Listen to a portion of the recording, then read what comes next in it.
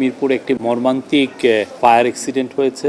এই ঘটনায় সরাসরি চিফ অ্যাডভাইজার ওনাকে জানানো হয় এবং উনি সাথে সাথে যথোপযুক্ত কর্তৃপক্ষকে জানিয়েছেন যে এই ঘটনাকে তদন্ত করতে এবং যারা মারা গেছেন তাদের মৃত্যুতে উনি শোক জানিয়েছেন। উনি বলেছেন যে তাদের পরিবারের পাশে আমরা আছি।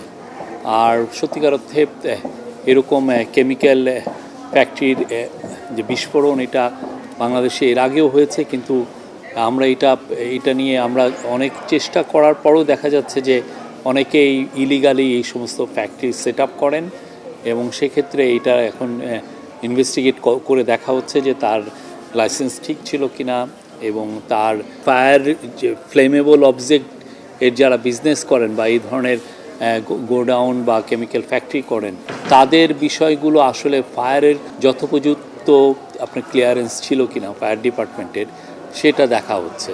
সেটা দেখে যথোপযুক্ত অ্যাকশন নেওয়া হবে।